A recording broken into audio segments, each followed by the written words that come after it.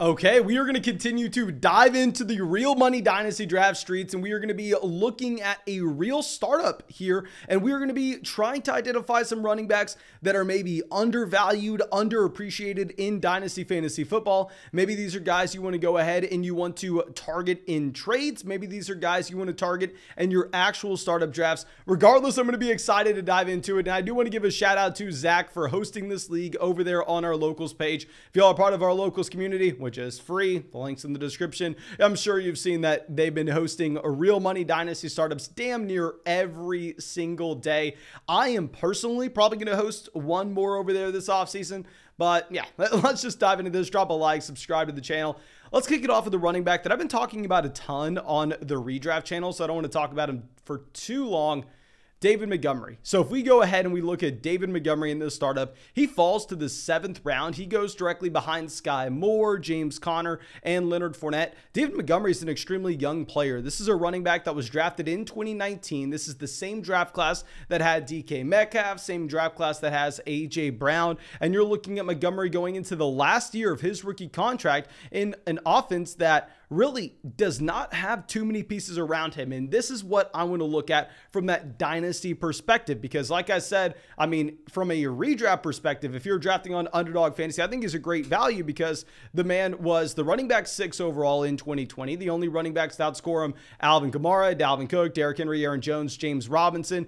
Herbert really doesn't have a role at all when David Montgomery is healthy. Even after Khalil Herbert broke out last season, when David Montgomery came back, Herbert had at best 4 carries in a given week. He has a lot of weeks with only 1 to 2 carries as well, indicating that David Montgomery is still that bell cow level running back. So y'all know that, hell, I really like him from a redraft perspective at his price. But from a dynasty perspective, if we're going to look at the long term as well, while we can say, yeah, he doesn't have a contract next year, maybe you're concerned about that long-term value, David Montgomery has garnered enough respect from the overall NFL and this Chicago Bears organization, where Chicago hasn't done anything to address their lack of depth at the running back position. Whereas you go across and you look at New England, where New England has Damian Harris going into the last year of his deal, and you see the New England Patriots decide to go out there and draft 2 running backs in this year's NFL draft. You have Josh Jacobs going into the last year of his deal, so you see that the Las Vegas Raiders decide to draft Zamir White on day 3.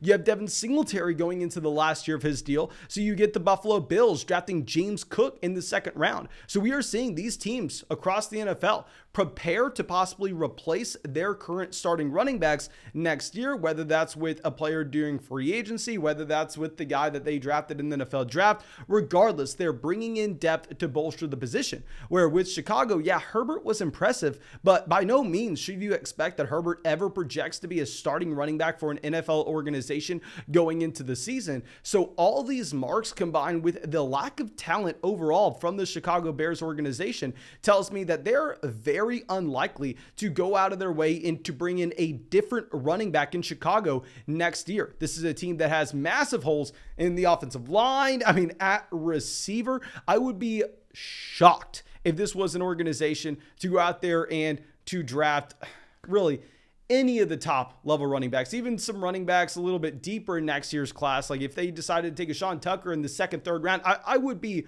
unbelievably surprised considering the other holes that they have on their roster. So I'm looking at David Montgomery as a player that's most likely going to be re-signed. He's extremely young. And if the opportunity cost is you take David Montgomery right after Sky Moore, is there any risk at all in that selection? I don't necessarily think so. I think you have the floor of a top 24 running back. I think you have the ceiling of a top 12 running back over the next 2 seasons. Y'all know I don't like Justin Fields, but I think a running back can overcome lack of offensive efficiency based off of a volume and volume alone. And I think that's what David Montgomery will be able to do this upcoming season. And in the long term, I think he's going to be in Chicago. There's nothing that shows us otherwise. So hell, I'm 100% buying in to David Montgomery here in the 7th round. Now let's go over to a backfield. Let's actually look at the Green Bay Packers, starting off with Aaron Jones. With Aaron Jones, we've been talking about this a lot on our redraft channel, but I think this is a running back that is going to see an increased role this upcoming season as a pass catcher in particular. Now, of course, if we are going through and pulling up his splits with no Devontae Adams in this offense, It is 100% going to be misleading because with Davante Adams leaving, it's only a 7-game sample that we have to look at over the past 4 years with Aaron Jones and no Davante Adams here. And keep in mind, they didn't have an entire offseason to prepare with no Davante Adams for exactly what they would do. So I'm not expecting these splits to be 1-for-1 this upcoming season with Aaron Jones, who averaged 6.7 targets per game with no Davante Adams, who averaged a ridiculous 55 receiving yards per game with no Davante Adams. That was up from 20 receiving yards a game with him. I mean, the touchdowns went up by 3x as well. The overall usage for Aaron Jones through the roof in the receiving game in games with no Davante Adams. This makes him extremely appealing for a contending roster. And this is why if you go over to Underdog Fantasy right now, look at some real money redraft leagues, you're seeing Aaron Jones go as a mid running back 1. You're seeing him go, I mean, right there in the middle of the second round. Now, of course, if you want to go sign up to get into some real money fantasy football drafts with us this offseason, go sign up for Underdog Fantasy. Go use promo code FLOCK. And when you use promo code FLOCK, you'll get our 2022 Dynasty rankings, our Dynasty rookie rankings, our Dynasty rookie draft guide. They'll match your deposit dollar for dollar up to 100. And most importantly, you can have some fun with us. You can get on the live stream where we're drafting those teams there every single day. But here with Aaron Jones, I think he's a fantastic value for those contending teams. So getting him at the 804, I think makes a lot of sense, but I don't want to overlook AJ Dillon as well. I think the value on AJ Dillon here was also great, where he goes at the 804. He goes directly before Amari Cooper. He goes directly before Brandon Ayuk, Gabriel Davis. And now I will say, if you're taking Aaron Jones, you have to acknowledge, while yes, you may get elite production this upcoming season, the issue with Aaron Jones in Dynasty and why you're getting him at this massive value here in the middle of the 7th round for a contending team is because we don't necessarily have that long-term contract. And here, if you're looking at that contract, while yes, technically he's signed through the next few years, no, if you're looking at the guaranteed money, it is possible for this Packers team to move on from Aaron Jones next season. And if that were to occur, please tell me, very similar to Clyde EdwardsHelaire, one of the very few running backs that could increase his dynasty trade value going into year 3 would be AJ Dillon. Where would you be drafting AJ Dillon in redraft and dynasty if Aaron Jones was not in Green Bay? Because I'm looking at AJ Dillon as a running back that, from a size-adjusted athleticism standpoint, literally only compares to Derrick Henry. That's the only comparison. The weight, the 40-yard dash times, identical. And with AJ Dillon, what was most impressive about this past season, I mean, I loved him as a rookie when we were getting him at the beginning of the 3rd round in 2020 rookie drafts.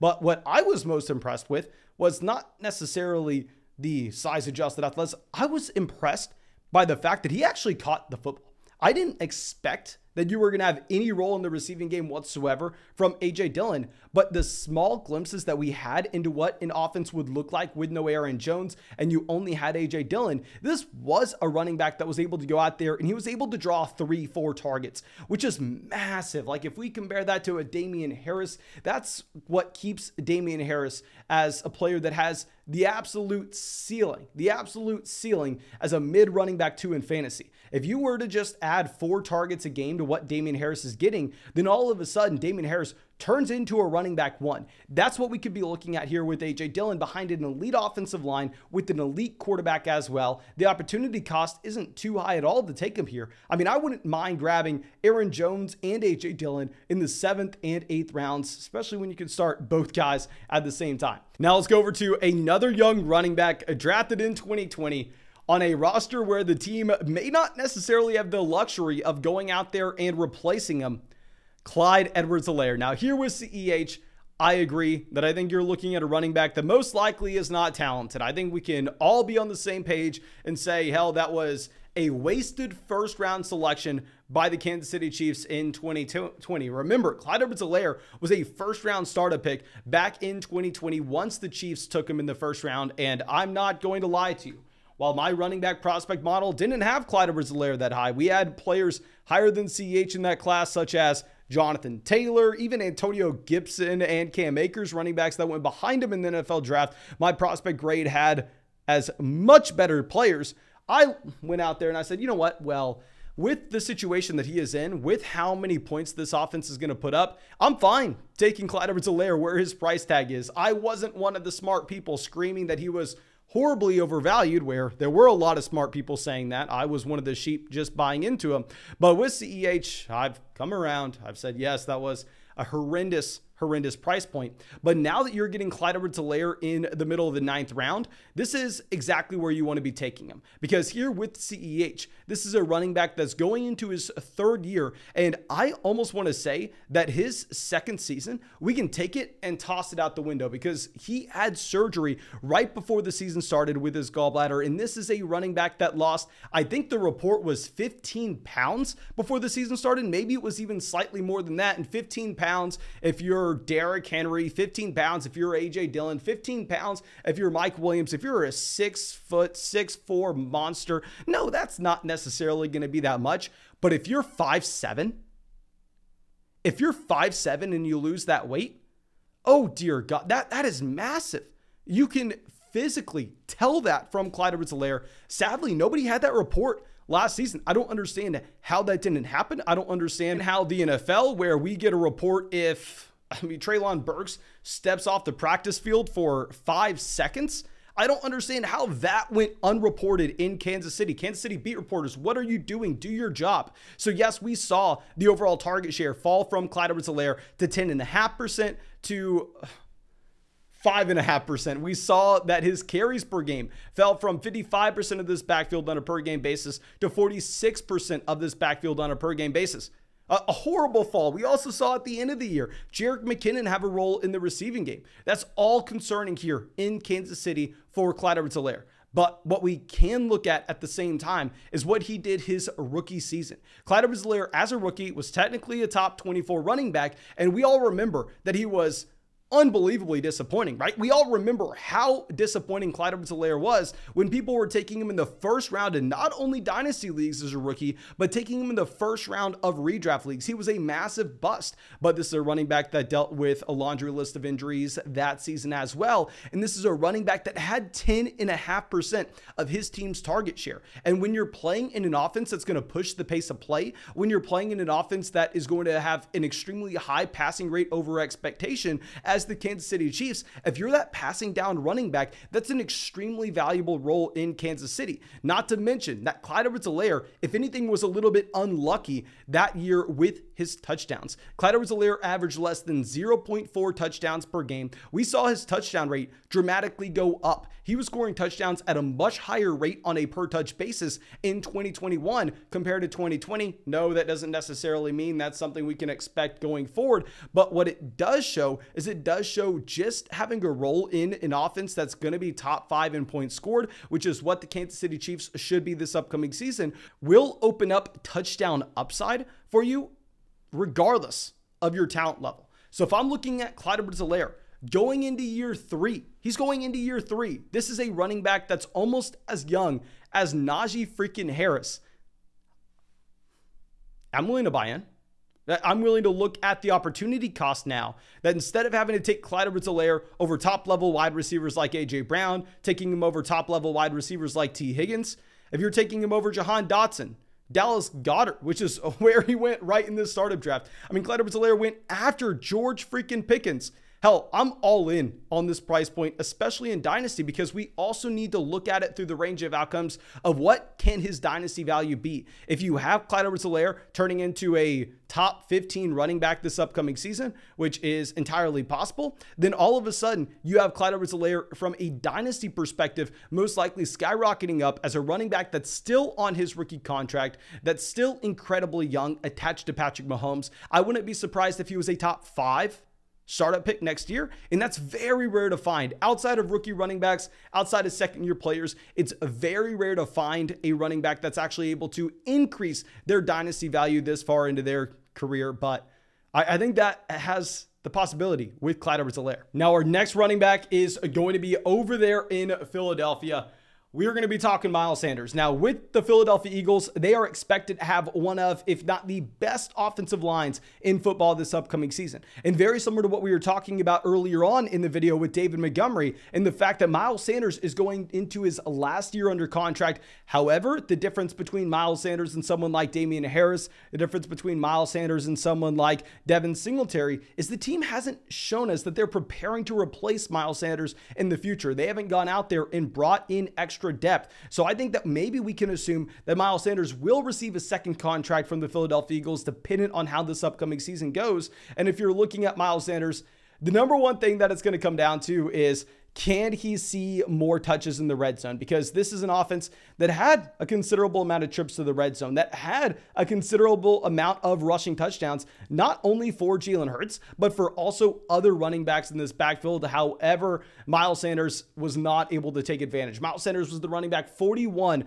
on a per game basis, scoring a total of 0 touchdowns last year. Now, I know a lot of people, including myself, we come out here and we say, you know what? Touchdowns are the flukiest thing season to season. Let's almost completely ignore them. Let's look at the workload that player has. Now, I will say with Miles Sanders, I don't necessarily think we can say that one for one, because he wasn't even on the field in a lot of these packages at the goal line, which definitely is concerning. However, we did see in 2020 that the Philadelphia Eagles, they've shown that they're willing to give Miles Sanders the ball in the red zone. He scored half a touchdown a game back in that season. And if you're looking at the target share in this offense, if you're looking at the carries per game for Miles Sanders, it wasn't a night and day difference compared to what we had that season, where he was the running back 20 on a per game basis. And with Miles Sanders, this is a running back that now has seen the running back room thin out overall, with Boston Scott another year older, with Jordan Howard out of this offense, and they don't decide to bring in any more depth, as we already discussed. So if you're looking at Sanders as a running back that's going in the same range as Kareem Hunt, Tony Pollard, about 8 picks in front of Damian Harris, Miles Sanders is the only running back in this range that is projected to be the full-blown starter. I think we would all be very surprised if Kenneth Gainwell was actually the lead running back this upcoming season, but very similar to what we were talking about earlier in Green Bay, I do want to give a shout out to Kenneth Gainwell's value as well here. Kenneth Gainwell going at the 1608, Gainwell going after Odell Beckham Jr., going after Donovan Peoples-Jones, after KJ Osborne. This draft was before you had Rob Gronkowski retiring, so of course that pick looks silly now, but Keontae Ingram, Hassan Haskins going before him. I'm looking at Kenneth Gainwell as a running back that did demonstrate the ability to get high value touches in Philadelphia as a good receiving running back out of the backfield, and also we saw him have a role in the red zone. So I'm not expecting that Kenneth Gainwell is the primary running back this upcoming season, but I wouldn't be surprised at all if we were to see an injury to Miles Sanders and Gainwell then were to be able to become a top 24 running back, and he's on his rookie contract, and Miles Sanders isn't signed for next year, so it's not a guarantee that he's going to be there. So I know it's boring to talk about entire backfields being values, but I think both the Packers and the Philadelphia Eagles backfields were values here. Now, our last guy, I have to admit, look at the albums behind us. I am a little bit biased here. We got to go over and look at Donta Foreman. Now, I do also need to give a shout out to JN, Nash Talks Texas, the largest Texas Longhorn fan on the planet, and he did not take Donta Foreman here, a running back that went at the 2012. Yes, you heard that correctly. It's a running back that went behind Kyron Williams, behind Snoop Connor, behind J.D. McKissick, behind Taylor Beatty, behind Trey Sermon, behind Mike Davis, behind Marlon Mack, behind Sony Michel, behind Gus Edwards. I mean, he went behind Cedric Wilson, Geno Smith, Anthony Schwartz, Brian Edwards. I don't understand this, because two things can't be true at the same time. It can't be true that we need to assume that Christian McCaffrey misses time this upcoming season, that Christian McCaffrey is at a higher risk for injury than other players in this range. This is why Christian McCaffrey is falling to the 3rd round of startup drafts. This is why Christian McCaffrey is falling to pick 2, pick 3, pick 4, pick 5 in redraft formats, because if everyone thought CMC was going to be fully healthy this upcoming season, he would be the #1 overall selection, and it would be consensus. Now, we can acknowledge Christian McCaffrey at a higher risk for injury. And we can acknowledge at the same time, based on the actions taken by the Carolina Panthers of signing Donta Foreman, the first chance they had by Chuba Hubbard not looking impressive and by them turning into a committee instead of giving Chuba Hubbard that workload, that Donta Foreman is the backup running back. He is the primary handcuff here in Carolina. Now, yes, he only has a one-year deal, but all these players in Dynasty in this range of the draft should be viewed as one-year options. And we looked at the workload he had when Derrick Henry went down last year. You have Donta Foreman, 19 carries, 109 rushing yards. You have Donta Foreman, 13 carries, 47 rushing yards in the rushing touchdown. You have Donta Foreman, 22 carries, 108 rushing yards, a rushing touchdown, 26 carries, 132 rushing yards. You have 21 carries.